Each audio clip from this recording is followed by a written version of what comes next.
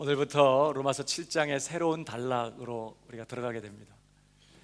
우리가 전체적 그림을 그려가면서 또 한 절 한 절 짚어가는 것이 도움이 되겠다 이런 생각이 들어요. 바울은 신자가 믿음으로 얻은 이 구원이 얼마나 확실한 것인지를 논증하는 대목에서 실로 엄청난 선언을 했어요. 로마서 5장 20절인데요 한 번 더 보실까요? 율법이 가입한 것은 범죄를 더하게 하려 함이라. 그러나 죄가 더한 곳에 뭐가 더욱 넘쳐요? 은혜가 더욱 넘쳤나니. 이는 죄가 사망 안에서 왕노릇한 것 같이 은혜도 또한 의로 말미암아 왕노릇하여. 뭐가 왕노릇한다고요? 이젠 죄가 통치하고 지배하는 것이 아니라 그 죄보다 더 강력한 세력으로 우리를 통치하는 은혜가 왕노릇하여 우리 주 예수 그리스도로 말미암아 어디에 이르게? 영생에 이르게 하려 함이니라. 넘치는 죄보다 더 넘치는 은혜가 지배하고 왕노릇하여 신자는 어디에 이르고야 만다고요? 영생에 이르고야 만다는 거예요. 믿음으로 얻은 이 구원이 얼마나 확실한 것인지, 그것이 얼마나 최종적이고 얼마나 영원한 것인지를 지금 그렇게 선언하고 있는 대목입니다.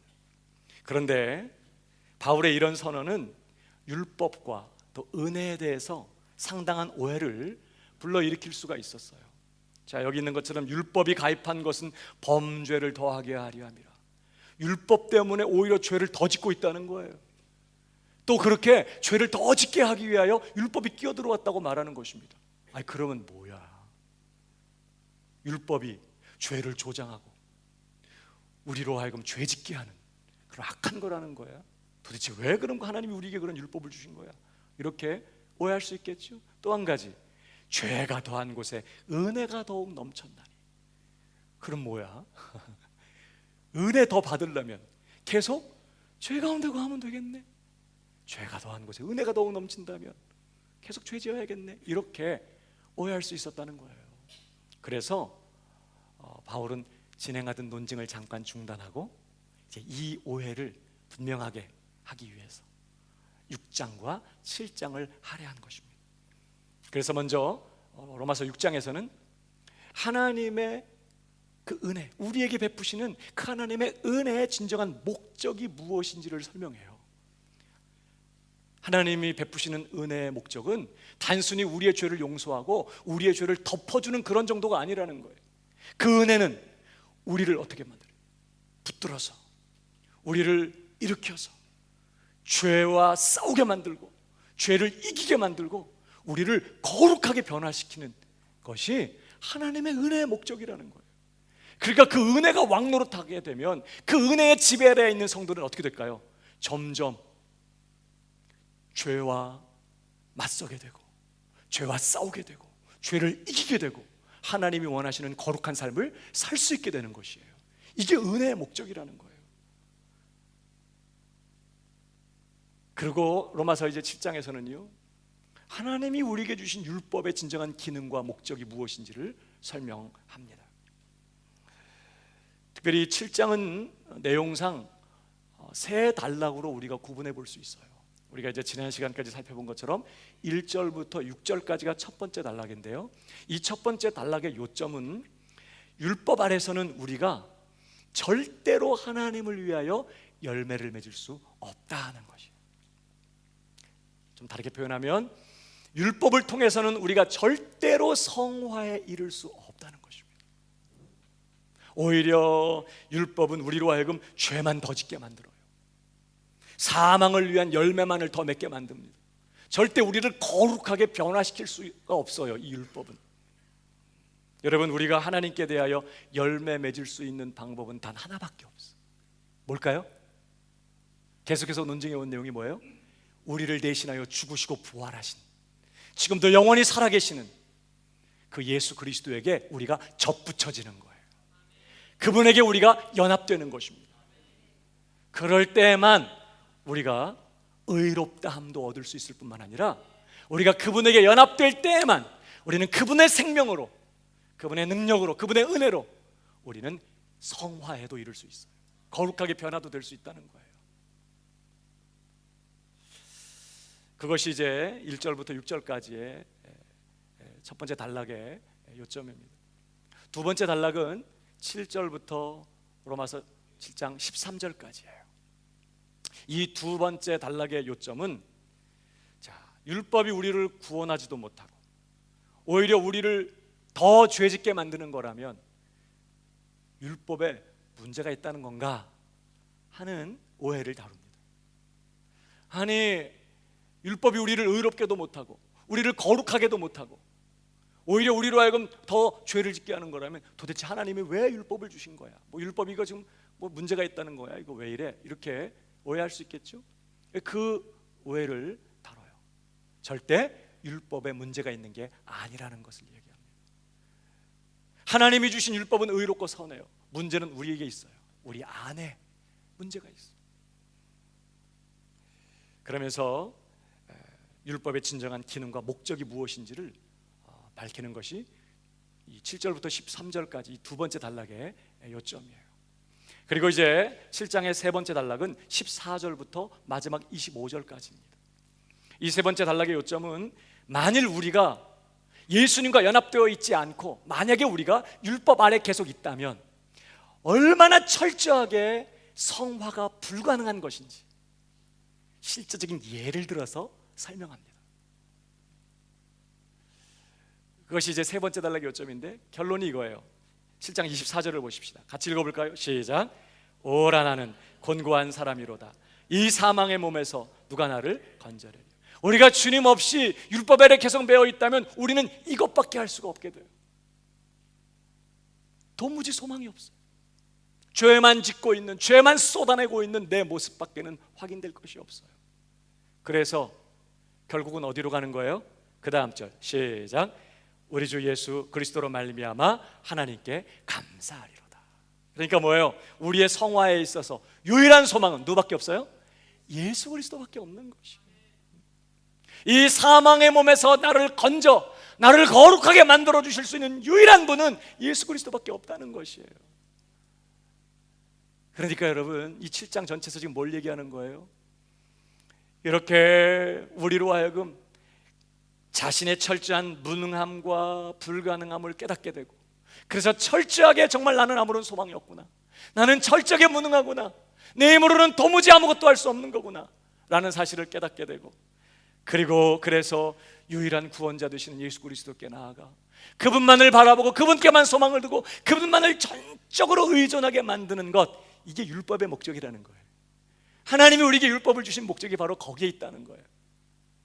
우리가 얼마나 철저하게 죄만 짓는 인생인지, 그래서 어떻게 철저하게 오직 예수 그리스도밖에 우리의 소망이 없는 것인지를 깨닫게 해서 예수 그리스도께 나아가고 그만 의지하게 만드는 것이 율법의 궁극적인 목적이라는 것이죠. 그러니까 로마서에서 일관되게 흐르는 요점은, 우리가 의롭다 하심을 얻는 것뿐만 아니라 우리가 성화되는 이 모든 구원의 과정이 오직 누구 안에만 있어요? 예수 그리스도 안에만 있는 것입니다. 우리가 그분을 믿어 그분에게로 연합되는 것 외에 아무런 소망이 없는 것이. 이런 내용이 7장에서도 반복이 되면서 특별히 율법의 문제를 다루는 7장의 주요한 요점이 되겠습니다. 자, 이제 7장의 두 번째 단락을 시작하게 되는데요, 오늘 두 번째 단락은 이렇게 시작이 됩니다. 우리 7절을 다시 보십시다.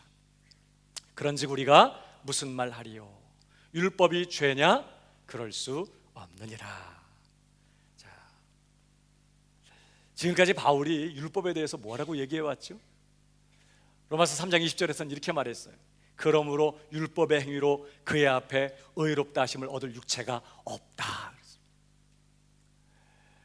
율법을 지켜서 하나님 앞에 의롭다함을 받을 육체가 하나도 없다는 거예요. 또 5장 20절은 율법이 가입한 것은 범죄를 더하게 하려 함이라. 율법 때문에 죄만 더 짓게 됐다. 또 7장 5절 6절에 보니까 우리가 육신에 있을 때에는 율법으로 말미암는 죄의 정욕이 우리 지체 중에 역사하여 우리로 사망을 위하여 열매를 맺게 하였다니. 무슨 말이에요?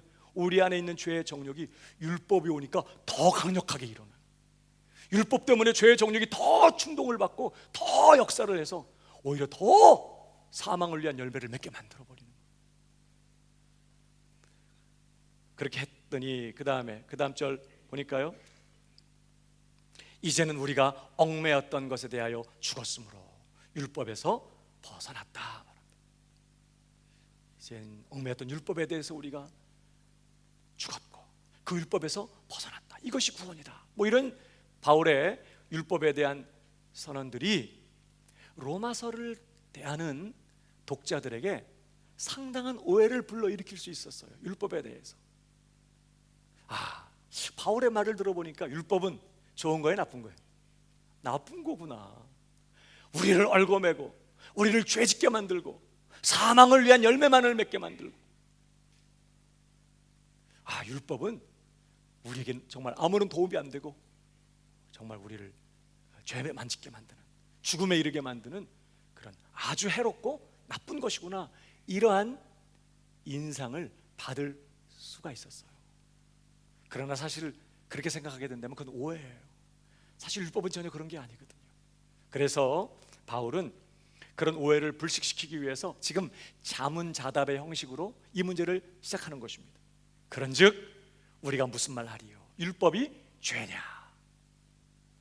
7절, 그럴 수 없느니라. 그러니까 지금 바울이 얘기하는 첫 번째 요점은 뭐예요? 율법은 죄가 아니다. 율법에는 전혀 문제가 없다는 거예요. 오히려 문제는 우리 안에 있다는 것이죠. 율법은 결코 우리로 하여금 죄를 더 짓게 만든다고 해서 잘못되었거나 악하거나 문제가 있는 게 아니라는 거예요. 우리는 문제를 우리 안에 있다. 이게 첫 번째 요점입니다. 율법은 결코 죄가 아니다. 두 번째 요점은요, 7절 중간절입니다. 율법으로 말미암지 않고는 내가 죄를 알지 못하였으니. 여러분, 오히려 우리는 율법으로 인하여서 진정으로 죄가 무엇인지를 비로소 알게 되었다는 그런 얘기예요. 여러분, 물론 우리 모든 사람에게는요, 죄에 대한 보편적인 지식이 있습니다. 양심이나 도덕이나 윤리를 통해서 일반 사람들은 보통 무엇이 옳고 그른 것인지를 알아요. 또 잘못된 일을 하게 되면 양심의 가책도 받습니다. 보편적인 죄에 대한 지식이 있어요. 그러나 인간이 어두워져 있고 타락했기 때문에 이런 양심이라든지 율법이나 윤리나 도덕, 이런 것들은 우리에게 명확하게 죄가 본질적으로 무엇인지를 밝혀주지는 못해요. 그냥 희미한 정도. 오직 하나님이 우리에게 주신 율법만 우리에게 진정으로 죄가 무엇인지를 깨닫게 만들어줘요. 진정으로 죄가 본질적으로 어떤 것인지를 우리에게 이해하게 만들어줘요. 여러분, 사람이 진정으로 죄가 무엇인지, 내 안에 있는 죄가 본질적으로 어떤 것인지를 이해하고 깨닫게 되면 그 사람은 심각하게 자기 영혼에 대하여 고민하게 됩니다. 그냥 돈 벌고 그저 사업하고 자식 키우고 세상에서 그저 평안하게 살고 이런 것에 몰두하던 사람이 내 안의 죄 문제에 대해서 진지하게 이해하고 깨닫기 시작하면 자기 영혼에 대해서 깊이 고민합니다. 그러면서 구원자와 구원을 추구하는 일이 일어나게 돼요. 이거 어떻게 해야 되나? 어떻게 구원받아야 되나? 왜 사람들이 난 구원 필요 없어, 관심도 없고, 구원자 난 필요 없어, 내 주먹을 믿어 그냥, 뭐 이렇게 하면서 왜 구원자나 구원자에 대해서 관심도 두지 않고 필요성도 못 느낄까요? 자신 안에 있는 죄가 얼마나 깊은 것이고 자신이 죄인이라는 사실이 무엇인지를 전혀 이해하고 있지 못하기 때문인 것이에요. 그래서 하나님이 우리에게 율법을 주시는 것입니다. 그 율법 때문에 우리는 비로소 내 안에 있는 죄가 어떤 것인지를 깨닫게 되는 것이에요. 죄가 이런 거구나, 나는 죄인이구나. 율법만 우리에게 진정으로 죄가 무엇인지를 알게 해준다는 거예요.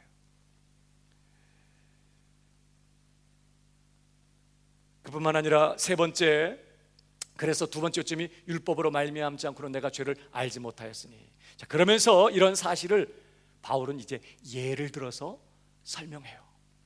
그것이 세 번째 요점인데 7절 하반절을 보십시오. 곧 율법이 탐내지 말라 하지 아니하였다면 내가 탐심을 알지 못하였으리라. 율법에 탐내지 말라는 계명이 없었다면 뭐예요? 우리는 탐심이 죄라는 것을 알지 못했을 것이라는 거예요. 누구도 내 안에서 일어나는 이 탐심이 그렇게 무서운 죄라는 사실을 율법이 없었다면, 예를 들어서 이 10계명의 마지막 계명인 이 내 이웃의 것을 탐내지 말라, 이 계명이 없었다면 내 안에서 지금 자연스럽게 일어나는 이런 탐심들, 이러한 어떤 욕심들이 그렇게 무서운 죄라는 것을 알지 못했을 거라는 거예요. 여러분, 바울이 지금 계명 중에 하나의 계명을 예로 들어서 우리 안에 있는 깊은 죄의 어떤 본성을 드러내고 있는데, 바로 이 탐내지 말라는 계명. 출애굽기 20장 17절의 말씀을 읽어보십시다. 같이 읽어볼까요? 시작. 탐내지 말지니라 내 이웃의 아내나 그의 남종이나 그의 여종이나 그의 소나 그의 나귀나 무릇 내 이웃의 소유를 탐내지 말지니라. 탐내지 마라. 다시 말하면 탐심을 품지 마라, 그런 거예요. 여기 탐내다, 탐심을 품다라는 단어의 원형이 에피두메오라는 단어예요. 이거 굉장히 중요하니까 한번 따라해 보십시다. 에피두메오. 뭘 매요? 에피두메오. 에피두메오. 이 에피두메오라는 이 단어의 뜻은 어떤 것을 하고 싶어하는 강렬한 욕망, 갈망, 바램 등을 의미합니다. 에피두메오. 지금 성경이 뭐라고 말해요? 탐내지 마라, 탐심은 죄다, 이렇게 지금 가르쳤다는 거예요. 여러분, 그러면 탐내지 말라는 것은 어떠한 욕망이나 어떤 바램이나 어떤 갈망도 갖지 말라는 뜻일까요? 그건 아니죠. 왜냐하면 이 똑같은 단어가 어디에도 쓰이냐면, 다시 보십시다. 누가복음 22장 15절에 이런 말씀이 있습니다. 예수님께서 제자들에게 하신 말씀인데요, 같이 읽어봐요. 시작. 고난을 받기 전에 너희와 함께 이 유월절 먹기를 원하고 원하였나라. 이 원하고 원하였나라, 이 단어가 에피두메오야. 탐심이라고 번역된 에피두메오. 그러니까 예수님도 탐심을 갖고 있었어요. 뭘 탐하셨어요? 십자가에 죽으시기 전에 제자들과 함께 마지막 식사, 마지막 유월절 식사를 하기를 정말 원하고 원하셨어요. 간절하게 에피두메오 하셨어요. 그러니까 에피두메오라는 단어는 중립적인 단어예요. 예수님의 경우에는 좋은 뜻으로 쓰였고, 로마서 7장이나 또 출애굽기에는 에피두메오, 탐내다, 이것이 나쁜 의미로 쓰인 것입니다. 여러분, 뭘 말할까요?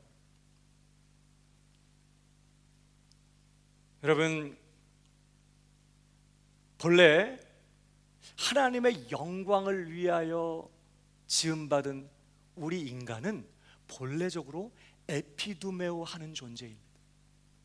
하나님은 우리가 하나님 그분을 섬기며 그분을 위하여, 그분의 영광을 위해 살아가도록 우리에게 지성만 주신 게 아니에요.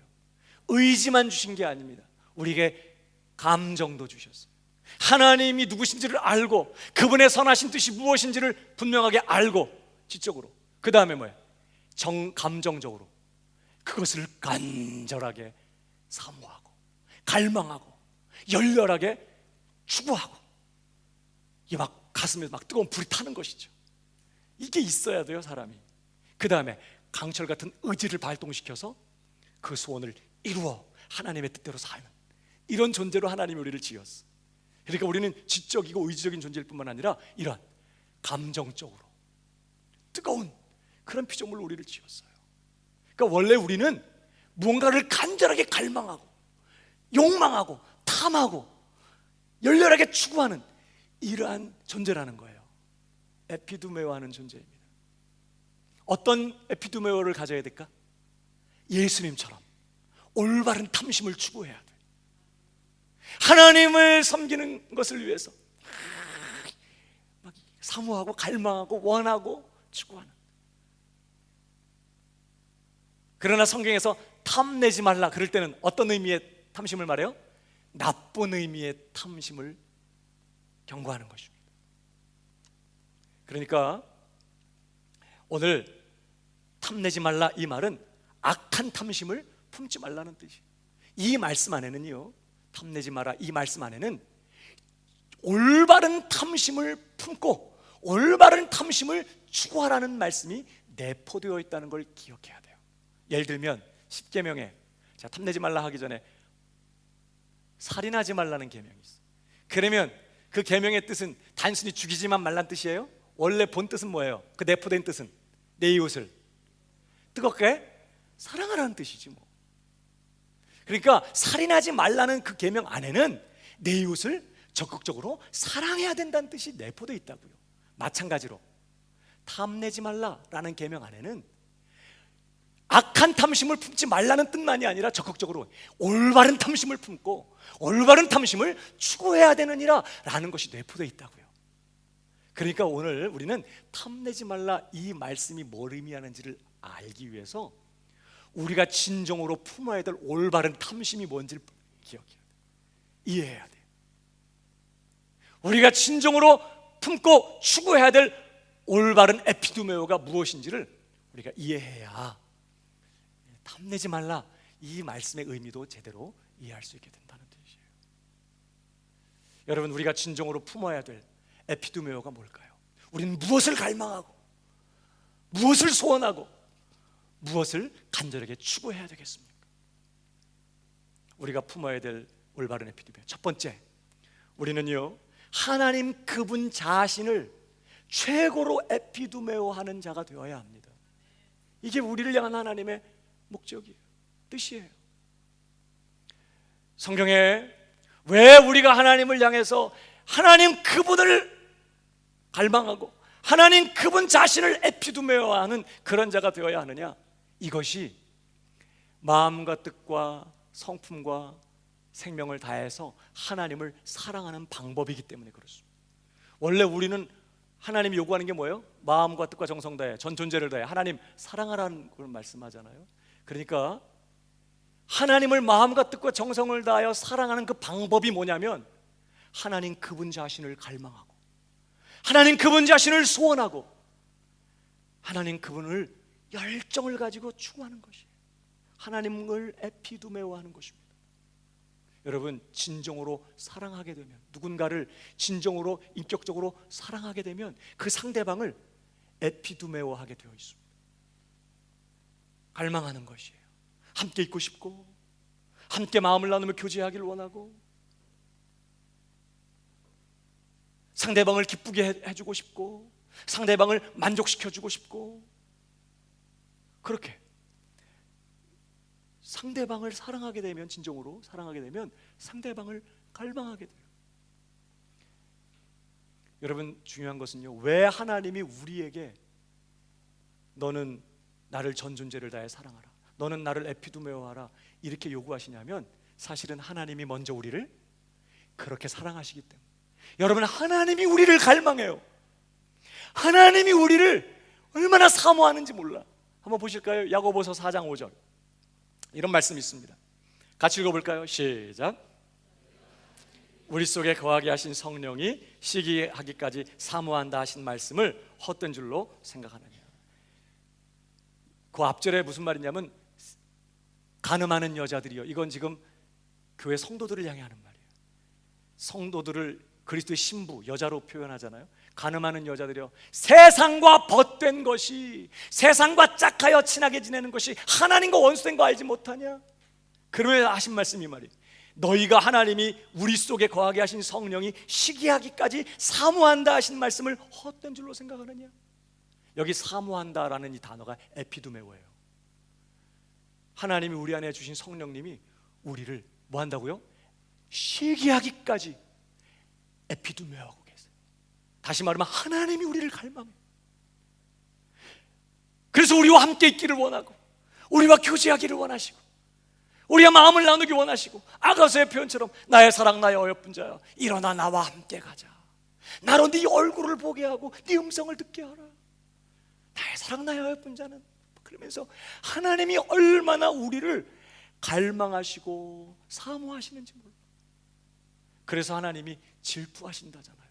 우리가 그런 하나님께 우리의 마음을 쏟고 그 하나님을 나도 사랑해서 그 하나님을 갈망하고 하나님 보기를 원하고 그분의 음성 듣기 원하고 그분과 함께 있기를 원하고 마음을 나누기를 원하는 그런 에피두메오를 가지고 하나님께 나아갈 때 하나님은 기쁘신 거예요. 그러나 우리가 그런 하나님의 마음을 외면하고 세상과 짝할 때 간음하는 여인으로 표현되고 있고, 하나님은 마치 굉장히 상처를 받으시는 것이죠.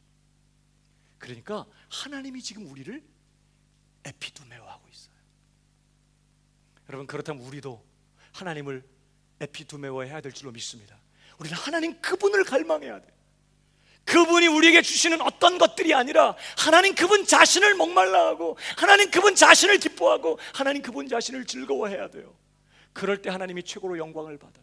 하나님이 우리에게 영생을 주시려고 아들을 십자가에 못 박으셨다고 했어요. 도대체 영생이라는 게 뭐길래 그토록 그 영생을 우리에게 주시려고 아들을 십자가에 못 박으셨단 말이냐? 영생이 뭐라고요? 유일하신 참 하나님과 그의 보내신 자 예수 그리스도를 아는 것입니다. 하나님과 함께 사는 거예요. 하나님과 함께 사랑에 빠져서 마치 부부가 사랑하여 함께 살면서 서로를 깊이 알아가는 것처럼 그렇게 하나님을 깊이 사랑하여 교제하며 알아가는 것, 이게 영생의 본질이에요. 하나님이 그걸 원하는 거 우리에게. 여러분, 시편 42편을 보십시오. 하나님이여, 사슴이 시냇물을 찾기에 갈급함같이 내 영혼이 주를 찾기에 갈급하나이다. 물이 없어서 목말라가지고 눈빛마저 이상해져 버린, 헐떡거리는 온 땀구멍이 다 열리고 세포들이 일어나서 물을 찾는 것처럼 내가 나의 전 존재를 다해 하나님 당신을 찾고 있습니다.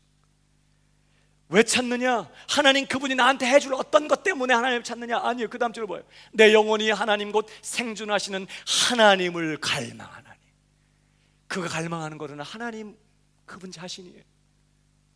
내가 어느 때에 나아가서 하나님 앞에 배울고, 이게 하나님이 우리에게 바라시는 거예요. 그리고 우리는 이런 존재가 되어야 될 줄로 믿습니다. 처음부터 우리는 이런 존재가 되도록 부름받았어요. 하나님을 갈망해야 돼. 하나님 그분을 에피두메오해야 돼. 그런데 여러분, 타락한 우리는 더 이상 어떻게 돼버렸어요? 하나님 그분 자신을 갈망하지 않습니다. 이게 타락이에요. 하나님 그분만을 최고로 갈망해야 될 우리가 돌아섰어요. 이제는 하나님 외에 다른 것들을 갈망하고 있어요. 물질이나 소유나 사람이나 하여튼 하나님이 주실 수 있는 어떤 축복이나 하나님 그분 자신 외에 다른 것들을 탐하고 소원하고 갈망하고 추구하는 그런 자가 되었다는 거예요. 이것이 악한 탐심입니다. 하나님 외에 다른 것을 탐하는 마음. 그래서 여기 오늘 내 이웃의 집이나 아내나 종이나 짐승이나 무릇 네 이웃의 소유를 탐내지 말라, 이 말씀 안에는요, 너는 오직 너의 하나님 그분만을 최고로 갈망하는 자가 되어야 한다. 하나님 외에 다른 것들을 탐하는 자가 되어서는 안 된다, 이런 뜻인 거예요. 단순히 나는 남의 물건 안 가지려고 탐심 안 해서 그런 말이 아니라, 탐내지 말라, 다시 말해 우리가 올바르게 추구해야 될 진짜 에피두메오, 하나님 그분 자신이어야 된다는 거예요. 그 하나님을 갈망하지 않는 것, 그것이 뭐라고요? 악한 탐심, 죄라는 것을 지금 율법이 가르쳐주고 있다는 뜻이에요. 더 나아가서 여러분, 우리가 가져야 될 올바른 에피두메오는 무엇입니까? 우리는 하나님이 원하시고 기뻐하시는 뜻을 이루기를 간절히 에피두메오 해야 돼요. 자, 첫 번째는 하나님 그분 자신을 갈망해야 되고, 두 번째는 뭘 갈망해야 돼요? 뭘 에피두메오 해야 돼요? 하나님 그분이 기뻐하시고 그분이 원하시는 뜻을 이루어드리기 위하여 우리는 갈망해야 돼요. 예수님이 그렇게 사셨어요. 오늘 좀 전에 우리가 아까 읽어본 것처럼 내가 십자가에 정말 죽기 전에 너희와 함께 유월절 음식 먹기를 간절히 원하고 원했다, 에피두메오였다, 이렇게 말합니다. 왜 그래요? 이것이 십자가 지기 전에 예수님을 향한 하나님의 뜻이었어요. 제자들과 함께 모여서 떡을 나누고 잔을 돌리면서 받아 먹으라, 이것이 너희를 위한 나의 살이다, 너희 죄를 위해 흘리는 나의 언약의 피다, 이것을 끝까지 내가 다시 올 때까지 행하여 기념해라. 나는 너희 죄를 위해 십자가 진다. 복음의 내용을 다시 한번 그 식사를 통해서 확증시켜 주시는 이 일이 하나님의 뜻이었어요. 그러니까 예수님은 그 하나님의 뜻을 이루어드리기를 어떻게 했다고요? 원하고 원했다는 뜻이에요. 심지어 예수님은 십자가에 못 박혀 계실 때에도 여러분 정말 살인적인 두통, 목마름, 말할 수 없는 육신적인 고통, 정신적인, 영적인 고통 속에 계시는 동안 성경에 보면요, 하나님 예수님께서 자기에게 대하여 기록된 말씀을 이루려 하사 이르시되 내가 목마르다. 메시아로서 그가 어떻게 사역하시고 어떻게 죽으실 것인지를 쭉 자기에 대해서 예고되었던 말씀들을 예수님께서는 그 시간에 다 스캔하고 계세요. 하나님께서 나를 통해 이루시려고 말씀하신 그 말씀이 아직 이루어진 게 뭐가 아직 안 이루어진 게 뭐가 있지 이렇게 생각해 보시다가 딱 하나가 걸렸어요. 극렬한 목마름 속에서 메시아가 내가 목마르다고 말하게 될 것을 미리 예고하셨어요. 이 말씀을 이루어드리기 위하여, 자기를 향한 하나님의 그 말씀을 이루어드리기 위하여 예수님은 십자가에서 뭐라고 말씀했다고요? 내가 목마르다. 그러니까 뭐예요? 한마디 말을 하더라도 예수님은 자기 기분대로 자기 멋대로 하는 게 아니에요. 내가 온 것은 내 뜻을 행하려 함이 아니라 나를 보내신 이의 뜻을 행하려 함이니라. 예수님은 마지막 기도하는 순간에 아버지의 원대로 되기를 원합니다. 그렇게 기도하신 예수님, 십자가에 못 박혀 계신 동안에도 하나님의 자기를 향해 말씀하신 그 말씀을 이루어드리기 위하여 내가 목마르다. 그러니까 여러분, 예수님은 에피두메오의 사람이셨어요. 무엇을 에피두메오 하세요? 하나님의 뜻 이루어드리기를 원하고 원하면서 사셨던 사람. 여러분, 저와 여러분이 이렇게 살아야 될 줄로 믿습니다. 하나님의 뜻을 이루기, 나를 통해서 하나님이 기뻐하신 일들이 이루어지고 하나님의 말씀이 성취되고 하나님의 뜻이 이루어지기를 간절히 에피두메오하는 이러한 탐심을 품고 살아야 되는 거 우리가. 그런데 타락한 우리는 어떻게 돼버렸어요? 하나님의 뜻과 상관없이 이제는 뭐예요? 내 뜻을 이루기 위하여 에피두메오하는 존재가 돼버린 거예요. 나를 기쁘게 하고 나를 만족시키고 내 계획을 이루고 내 뜻을 이루기 위하여 갈망하고 소원하고 열정을 가지고 달려가는 그런 존재가 되어버렸다고요. 심지어 뭐예요? 내 만족을 위해서라면, 내 기쁨을 위해서라면 하나님이 하지 말라고 하신 것도 탐해. 하나님이 보지 말라고 한 것, 하나님이 만지지 말라고 한 것, 하나님이 먹지 말라고 한 것, 하나님이 가지 말라고 한 것까지도 내 기쁨과 만족을 위해서라면 탐하는 것이에요. 아깝다. 내가 예수만 안 믿었어도 이러면. 그러니까 우리의 이 에피두메오가 지금 올바른 방향으로 못 가고 지금 어디가 망가졌다는 뜻이에요. 악한 탐심을 품고 있다는 거예요. 그러니까 오늘 여기 내 이웃의 집이나 아내나 종이나 짐승이나 내 이웃의 소유를 탐내지 말지니라, 이 말씀은 너는 너 자신을 기쁘게 하기 위해서 내 자신의 뜻을 이루기 위하여 에피두메오하는 탐내는 그런 사람이 아니라 하나님 그분을 기쁘시게 하고 하나님 그분을 만족시켜드리고 하나님 그분의 말씀을 이루어드리고 하나님 그분의 뜻을 이루어드리기 위하여 탐하는, 에피두메오하는 그런 삶을 살아가야 되느니라 라는 말씀인 것이에요. 탐내지 말라가 지금 뭘 얘기하는지 아시겠죠? 어떤 탐심을 품고 살아가야 되는지를 말하는 거죠. 여러분, 오늘 여러분은 무엇을 갈망하고 계십니까? 난 오늘 무엇을 원하고 계세요? 무엇을 최고로 원하십니까? 하나님의 뜻이 이루어지기를 원합니다. 하나님의 말씀대로 되기를 원합니다. 아멘. 주님 말씀대로 내 삶이 이루어지기를 원합니다. 이렇게 올바른 탐심을 갖고 계세요? 아니면 어떻게든지 하나님을 이용해서라도 내 문제를 해결하고 내 뜻을 이루고 나를 기쁘게 하고 나를 만족시키기를 에피두메오하고 계십니까? 그게 죄라고요. 그게 성경이 말하는 품지 말라고 한 악한 탐심이라고요. 그뿐만 아니라 세 번째로 여기 탐내지 말라라는 말씀의 또 하나의 의미는요, 우리는 하나님과 그분이 우리에게 주신 것들을 감사하며 만족해야 된다는 뜻을 갖고 있어요. 탐내지 말라. 하나님 그분으로 만족하고 그분이 내게 주신 것으로 만족하고 감사하는 그런 사람이 되라 하는 뜻이 있어요. 탐내지 말라. 여러분, 하나님은 우리를 사랑하세요. 그래서 우리가 갖기 원하는 것이 아니라 우리에게 정말 있어야 될 것이 무엇인지를 아시고 그걸 주시는 분이세요. 믿으시면 아멘 하시기 바랍니다. 어떤 때는 우리가 이걸 갖기 원하지만 하나님은 그게 있으면 안 돼. 정말 나한테 있어야 될 건 다른 거 있어. 그럼 그걸 주시는 분이에요. 왜? 사랑하기 때문에. 나를 누구보다도 알기 때문에. 그래서 하나님은 나를 누구보다도 잘 아시고 내 형편과 필요를 누구보다도 잘 아시고 내게 최선의 것을 주시는 분이세요. 여러분, 그러니까 오늘 하나님께서 내게 허락하신 모든 것이 내게는 최선인 거예요. 이걸 믿는 게 믿음이에요. 하나님이 내게 배우자를 주시고 자녀를 주시고 집과 소유물들을 주시고 이러저러한 환경과 형편을 내게 허락하여 주셨다면 여러분, 그것이 내게는 최선의 것이고 하나님 보실 때 그것이 내게는 만족한 것이라는 걸 알아야 돼요. 그런데 지금 내게 허락하신 환경이나 내게 주신 것들에 감사하지 못하고 만족하지 못하고 계속해서 남의 집을 탐하고 나도 저런 집에서 살았으면, 남의 배우자를 탐하고 나도 저런 사람하고 한번 살아봤으면, 남의 집 자식들을 부러워하고 남이 가진 어떤 것들을 그렇게 탐하면서 나도 그렇게 한번 해봤어, 이렇게 하고 있다면 그것은 뭘 의미한다고요? 지금 나는 하나님으로 만족할 수 없다고 말하는 것이라고. 나는 하나님이 내게 주신 것으로 만족할 수 없습니다. 하나님 정말 당신 나한테 지금 뭐 실수하신 것 같아. 지금 나한테 필요한 건 이게 아닌데 난 이게 원하는데 하나님 왜 이렇게 하시는 거예요? 하나님 정말 생각이 없으신가 봐.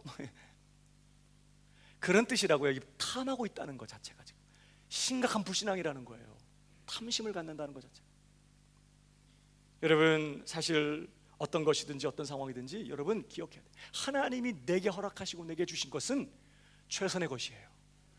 이걸 기억해야 돼요. 여러분, 바울을 보십시오. 그가 주님을 위해서 정말 다 드렸어요. 복음 전하기 위해서 그는 자신의 생명, 자신의 전생을 다 드렸어요. 그리고 열심히 복음을 전하는데 가는 곳마다 어려워.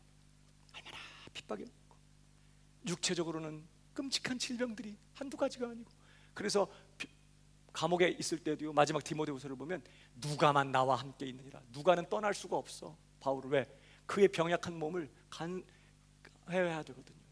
그런 병도 많고. 그러니까 복음 전하는데 이 너무나 여러 가지 장애들이 있으니까 사단의 사자, 사단의 가시, 하나님 이거 제거해 주십시오. 뭐 나 좋자고 하나님 앞에 구합니까? 주님 복음 전하는데 너무나 방해가 됩니다. 우리 구체적으로 그걸 뭘 지목하는지는 확실히 알 수가 없어요. 이게 가는 곳마다 만나게 되는 핍박과 박해, 돌질, 채찍질, 굶주리고 헐벗고 파선당하고, 어떻게 이렇게 힘든 일이 많은지, 이렇게 미워하는 사람도 많고 악독한 비방으로 자기를 괴롭히고 공격하는 사람도 많고, 그걸 말하는 건지 아니면 자기 안에 있는 무서운 육체적 질병을 말하는 건지 구체적인 건 모르지만 하여튼 이것 때문에 너무 괴로운 거예요. 하나님의 일을 감당하는 너무 힘든 거예요. 그래서 하나님 앞에 이 사단의 가시를 뽑아주십시오. 3번 구했다는 말은 정말 많이 기도했다는 뜻이에요.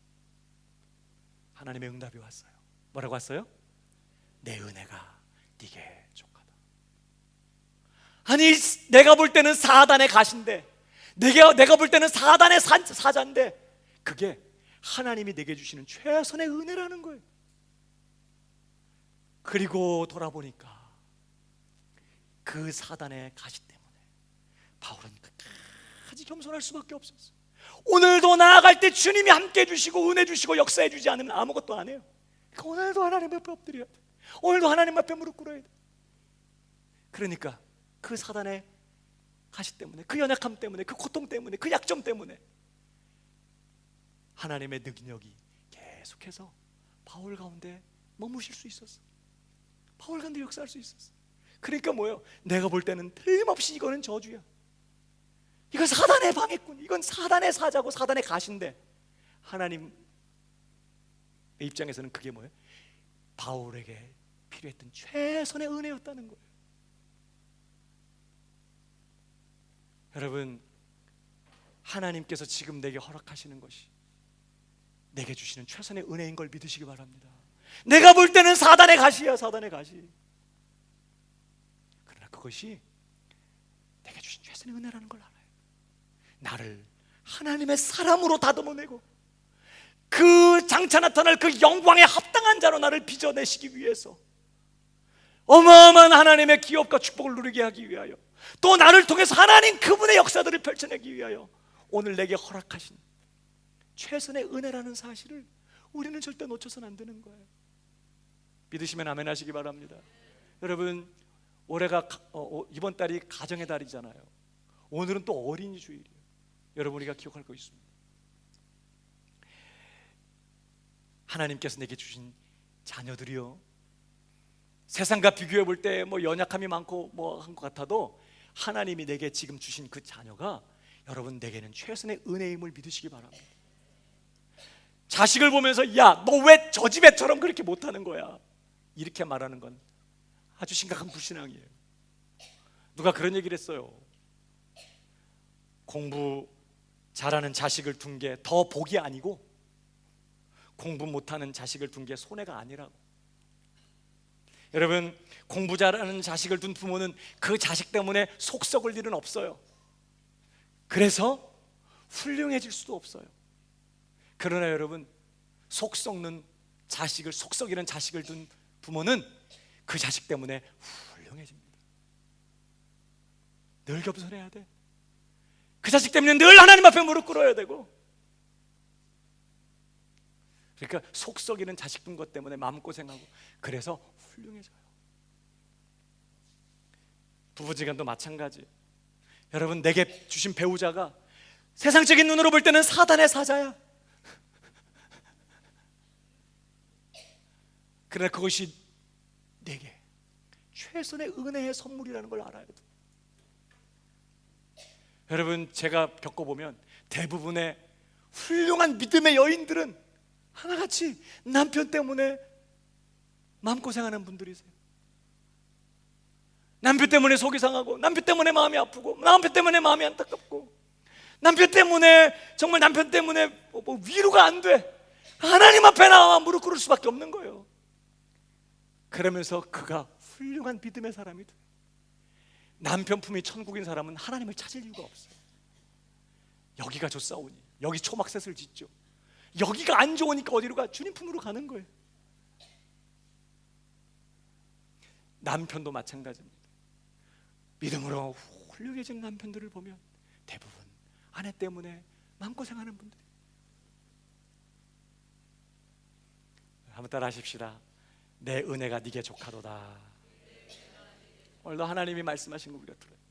나를 누구보다 더 잘 아시는 하나님, 나를 변화시키시고 나를 깨뜨리시고 나를 무릎 꿇게 하시고 하나님의 사람으로 완성시키시기 위하여 지금 이 모든 것들을 내게 허락하셨다는 사실을 기억해야 돼.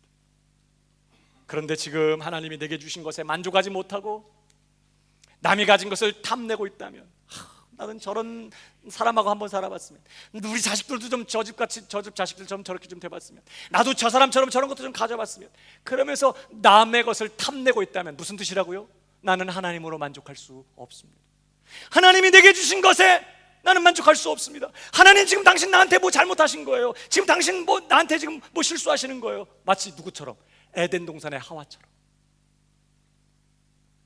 이건 심각한 불신이에요. 그러니까 마음의 이 탐심, 이것이 심각한 죄악이라는 사실을 성경을 통해서, 율법을 통해서 가르쳐 주셨다는 거예요. 중요한 요점은요, 이 탐심이 외적인 행동이 아니라 마음의 태도라는 거예요. 마음의 상태라는 것입니다. 외적으로 뭐 저질러지는 어떤 그런 행동이 아니라 그냥 마음에서 일어나는 일이라는 거예요. 이게 왜 중요한 요점입니까? 여러분, 예수님 당시에 바리새인들은요, 죄를 어떤 외적인 행동의 차원에서 취급했어요. 그러니까 어떤 악행이 저질러져야 이제 그게 죄가 되는 거예요. 악행이 저질러지지 않는 한 그건 죄가 아닌 것입니다. 죄 지은 게 아니에요. 사람이 마음에 어떤 악한 욕망, 어떤 탐심을 가졌어도 그것을 행동으로 옮길 때만 죄가 되는 거지, 악한 탐심 자체는 아직 죄가 아니라고 생각했던 거예요. 그러나 바울이 지금 지적하는 요점은 이거예요. 하나님의 율법은 우리에게 이 탐내지 말라는 이 계명을 통해서 우리 안에 일어나는 이 탐심이 이미 하나님 앞에 사악한, 저주받을, 심판받을 죄라는 사실을 가르쳐주고 있다는 뜻이에요. 이건 예수님께서도 지적하신 말씀이에요. 여러분 보십시오. 마태복음 5장 27절 이하의 말씀 보십시다. 같이 시작. 또 간음치 말라 하였다는 것을 너희가 들었으나 나는 너희에게 이르노니 여자를 보고 음욕을 품는 자마다 마음에 이미 간음하였느니라. 여러분, 행동으로 저질러지지 않았어요. 그냥 교회를 오다가 매력적인 여인이 지나가는 걸 그냥 보았을 뿐이에요. 그리고 나는 그리고 아무 일도 일어나지 않았어. 연희 때와 같이 교회 와서 예배를 드리려고 앉아 있어. 그런데 이미 어떤 경우에는 엄청난 간음이 저질러졌을 수 있다는 거예요. 마음에 이미 잠깐이지만 음욕을 품었다면, 상상으로, 생각으로 좋지 못한 탐심을 가졌었다면 이미 그는 간음한 사람이라고 주님이 선언하고 있어요. 그러니까 행동으로 저질러지지 않았어도 마음에 품은 탐심 그 자체가 이미 저주받을 죄라고 지금 예수님도 선언하시는 거예요. 그러고 보면 하나님은 뭘 보세요? 마음 중심을 보고, 우리는 외모를 보고 드러난 행동을 보지만 하나님은 중심을 봐요. 그걸 중요하게 여기세요. 여러분, 창세기 6장을 보니까 하나님께서 홍수 심판으로 노아 시대의 사람들을 다 쓸어버린 이유에 대해서 이렇게 설명하고 있습니다. 한 번 더 보십시다. 창세기 6장 5절. 여호와께서 사람의 죄악이 세상에 관영함과 그 마음의 생각의 모든 계획이 항상 악할 뿐임을 보시고, 하나님이 뭘 보셨다고요? 외적으로 행해진 어떤 그런 걸 본 게 아니라 사람들의 심령을 꿰뚫으셨다는 거예요. 뭘 보셨어요? 그들의 마음의 생각의 계획이, 그들이 마음으로 품고 의도하고 갈망하고 소원하는 것들이 항상 뭐하다고요? 하나님 앞에 악할 뿐인 것을 보셨다는 거예요. 그래서 그가 땅 위에 사람 지으셨음을 한탄하사 마음에 근심하시고 진노하사 쓸어버리겠다고 결정하셨어요. 여러분, 도대체 그 당시에 사람들이 어떻게 살았는지 예수님 이렇게 말씀하세요. 노아 시대에, 인자에 올 때도 노아 시대와 같을 건데, 노아 시대의 사람들이 홍수가 와서 그들을 쓸어버릴 때까지 그들이 뭐하고 있었다고요? 먹고 마시고 시집가고 장가고. 도대체 왜 이렇게 하나님이 진노하시나? 무슨 숭악한 죄가 지금 벌어지고 있냐? 그러고 가만 들여다봤더니 아무 일도 일어나지 않았어요. 먹고 마시고 시집가고 장가가고, 지극히 정상적이고 일상적이고 평범한 그런 삶을 살고 있었다고요. 근데 도대체 하나님은 뭘 보시고 그렇게 치를 떠셨다고요? 그들의 마음의 생각이, 마음에서 일어나는 생각이, 그 마음의 생각의 그 계획함이, 그 의도와 그 바라고 갈망하고 소원하고 에피두메와는 그 모든 것들이 하나님 보시기에 악한 것이에요. 그 중에 누구도 하나님 그분을 갈망하는 사람이 없는 것입니다. 하나님 그분을 사모하고 하나님 그분을 갈망하며, 하나님을 나는 당신을 갈망합니다. 목마른 사슴이 쉬는 물을 찾듯이 나는 하나님 당신을 사모합니다. 당신 앞에 있기를 원하고, 당신과 교제하기를 원하고, 당신의 음성 듣기를 원하고, 당신의 영광 보기를 원하고, 하나님 난 당신이 필요합니다. 하나님 그분을 에피두메워하는 사람은 하나도 없는 것이에요. 더 나아가서 자기를 기쁘게 하고 자기를 만족해 하고 자기 뜻을 이루기 위해서는 먹고 마시고 시집가고 장가고 하면서 그렇게 열정을 가지고 살지만, 누구도 하나님의 뜻을 알고 그 뜻을 이루기를 위하여 에피두메워하는, 하나님의 뜻이 이루어지기를 사모하고 하나님의 뜻이 이루어지기를 바라고, 그것이 어떤 희생을 지불하든지 그 일을 정말 이루기를 열정으로 소원하는 그런 에피두메워하는 사람이 없었다는 뜻이에요.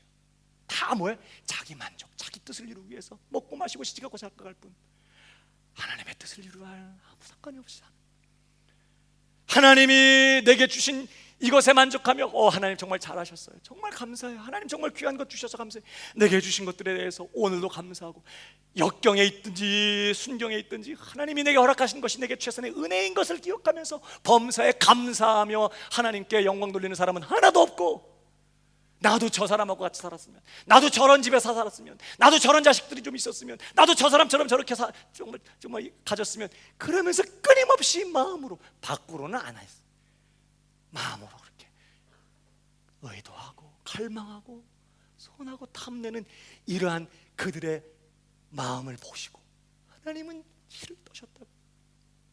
지금은 노아 시대보다 어떨까요? 먹든지 마시든지 뭘 하든지 하나님의 영광을 위해 살아가는 사람들이 얼마나 될까요? 그러니까 죄는 딴 게 아니라는 거예요. 지금 바울이 지적하는 요점은, 율법이 우리에게 가르쳐주는 요점은, 우리가 하나님 앞에서 바깥으로 드러난 어떤 죄된 범법 행위 이전에 이미 우리가 마음 안에 품고 있는 그 탐심이 하나님 앞에 저주받고 심판받을 무서운 죄라는 사실을 율법을 통해서 비로소 알게 됐다고 지금 말하는 것입니다. 더 심각한 내용은 뭐예요? 우리는 우리 안에서 지금도 폭발하고 있는, 끌어넘치고 있는 이 악한 탐심, 하나님이 아닌 다른 것들을 향하고 내 하나님 뜻을 이루기 위한 것이 아닌 내 뜻, 내 기분, 내 만족, 내 기쁨을 위해서 소원하고 갈망하고 추구하고, 그것이 침해당하면 분노하면서 어떻게든 그걸 이루어가려고 끊임없이 내 안에서 먹고 마실 때마다 시집가고 장가가는 모든 배후에 일어나고 있는 이 탐심, 이 내 안에 일어나는 죄의 정욕, 이 욕심을 제어하고 컨트롤할 능력이 우리 안에 전무하다는 것이에요. 우리는 철저하게 부패했고 타락했어요. 여러분, 로마서 3장 10절, 기록한 바 의인은 없나니 하나도 없으며 깨닫는 자도 없고 하나님을 찾는 자도 없고 다 치우쳐 한 가지로 무익하게 되고 선을 행하는 자는 없나니 하나도 없도다. 그 마음의 생각이 다 하나님 반대편으로 다 기울어져 있다는 뜻이에요. 여러분, 인간은요 절대로 무슨 교육이나 무슨 훈련이나 무슨 결심으로 선해질 수 있는 존재가 아니에요. 우리는 전적으로 부패했고 철저하게 망가졌어.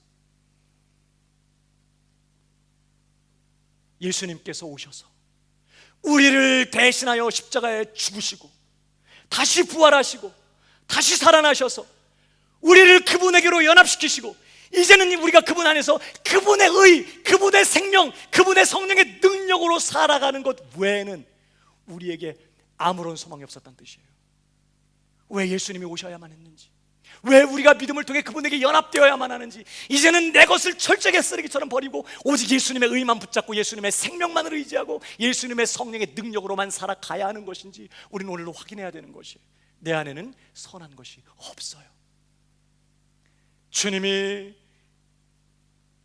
내 안에 사셔야 하고 성령께서 내 안에 역사하셔야 우리는 비로소 하나님이 원하시는 에피두메오를 할 수 있는, 그리고 하나님이 원하시는 일을, 열매를 맺을 수 있는 그런 사람이에요. 오늘 제 설교를 듣고 올바른 에피두메오는 하나님을 갈망하는 거구나, 올바른 에피두메오는 하나님의 뜻을 위해서 바라고 열정을 가지고 나아가는 거구나, 내게 주신 것들에 만족해야 되겠구나, 나 그렇게 살아야지 뭐, 이렇게 결심한다면 오늘도 여전히 여러분은 주소를 잘못 찾고 있는 것입니다.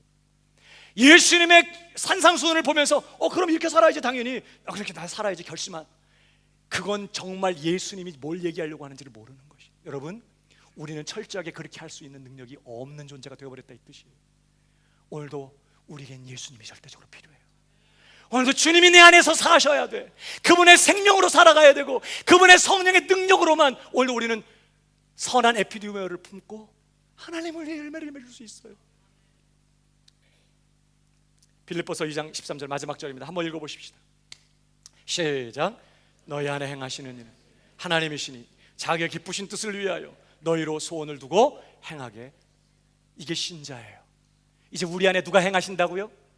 하나님이 성령을 우리 안에 부으시고 예수 그리스도께로 우리를 연합시켜서 그리와 함께 죽이시고 살리시고 이제는 예수님의 생명으로 오늘을 살고 성령의 능력으로 오늘을 사는 그런 자가 되게 하셔서 이제는 우리 안에 하나님이 역사하시는 거예요. 근데 보세요, 하나님이 어떻게 하신다고? 행하시는 일은 하나님이 자기 기쁘신 뜻을 위하여 너희로 소원을 두고 거룩한 소원을 이제 그분이 우리에게 부어주시는 거예요. 이거 왜 우리에게 소망 없어? 그러니까 여러분, 오늘 내 안에 악한 탐심 그 자체가 뭐 저질러진 거 아니에요. 그냥 내 안에 잠깐 품게 되는 그런 탐심 자체가 저주받을 사악한 죄악이라는 사실을 깨달으셨습니까? 그래서 예수님이 절대적으로 필요하다는 사실을 깨달으셨어요. 우린 그걸 깨달아야 되는 것이에요. 예수가 왜 오셔야만 했는지, 왜 십자가에 죽으셔야만 했는지, 우리가 불가능한 그런 존재였기 때문에.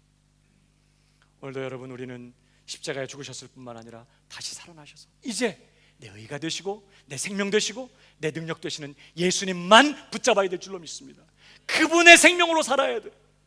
그분의 능력으로 살고, 오늘도 성령께서 우리 안에 계속해서 끊임없이 거룩한 에피두메오를 부어주셔서 이제는 내 소욕을 쫓아 사는 인생이 아니라 성령의 소욕을 쫓아 사는 그런 인생이 돼야 되겠습니다. 오늘도 그 사실을 기억하고 다시 한번 예수님만 의지하고 성령으로 살기를 결심하는 자, 여러분 되기를 주님의 이름으로 축복합니다.